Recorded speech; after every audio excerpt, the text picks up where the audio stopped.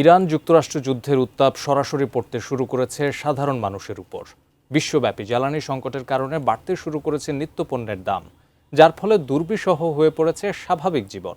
দৈনন্দিন জীবনে চলাফেরার ক্ষেত্রেও বড় বাধা হয়ে দাঁড়িয়েছে যানবাহনের জ্বালানি সংকট। তবে এই ভোগান্তি কমাতে এবার সব গণপরিবহনের ভাড়া আগামী ৩০ দিনের জন্য সম্পূর্ণ ফ্রি ঘোষণা করল এশিয়ারই এক দেশ। বিস্তারিত জানাচ্ছেন তৌফিকুল আশিক। হরমুজ প্রণালী দিয়ে জাহাজ চলাচল স্বাভাবিক না হওয়ায় আন্তর্জাতিক বাজারে তেলের দাম বাড়ছে। ব্যারেল প্রতি $109 ছাড়িয়েছে ব্রেন্ট ক্রুড অয়েলের দাম। সেই সাথে যুক্ত হয়েছে জাহাজের বাড়তি ভাড়া আর পরিবহন প্রতিবন্ধকতা। সব মিলে জ্বালানি সংকটে পড়ছে বাংলাদেশ সহ এশিয়ার দেশগুলো। এই পরিস্থিতিতে বাংলাদেশে জ্বালানি তেলের দাম না বাড়লেও পাকিস্তান উল্লেখযোগ্য হারে বাড়িয়েছে তেলের দাম। দেশটিতে বৃহস্পতিবার রাতে জ্বালানির দাম প্রায় দ্বিগুণ করা হয়েছে, যার ব্যাপক প্রভাব পড়ার শঙ্কা দেখা দিয়েছে সাধারণ মানুষের উপর। তবে এরই মাঝে সুখবরও দিয়েছে পাকিস্তান। প্রধানমন্ত্রী শেহবাজ শরীফের নির্দেশে ৪ এপ্রিল থেকে আগামী ১ মাস ইসলামাবাদের কোনো গণপরিবহনে যাত্রীদের কোনো ভাড়া দিতে হবে না।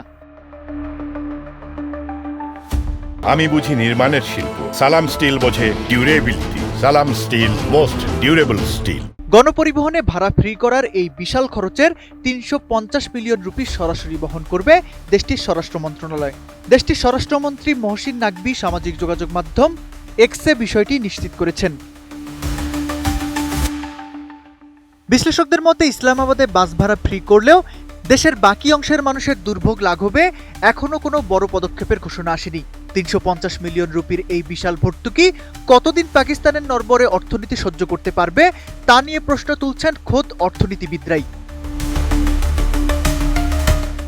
দেশটির জ্বালানি মন্ত্রী আলী পারভেজ মালিক তার ব্রিফিংয়ে অত্যন্ত অসহায়ত্ব প্রকাশ করে জানিয়েছেন, বর্তমান ইরান যুক্তরাষ্ট্র যুদ্ধ অদূর ভবিষ্যতে থামার কোনো লক্ষণ তারা দেখছেন না। সরকার সর্বোচ্চ চেষ্টা করেছিল দাম নিয়ন্ত্রণে রাখতে, কিন্তু বৈশ্বিক পরিস্থিতির চাপে তারা দাম বাড়াতে বাধ্য হয়েছেন। পাকিস্তানের এই সাহসী কিন্তু ঝুঁকিপূর্ণ সিদ্ধান্ত সত্যি জনরোষ কমাতে পারবে কিনা তা নিয়ে প্রশ্ন রয়ে গেছে। তবে রাজধানীবাসীর জন্য গণপরিবহনের ভাড়া ফ্রি করা সাধারণ মানুষের জন্য কিছুটা হলেও স্বস্তি এনে দেবে বলে প্রত্যাশা সংশ্লিষ্টদের। Toufikul Ashik, ATN news.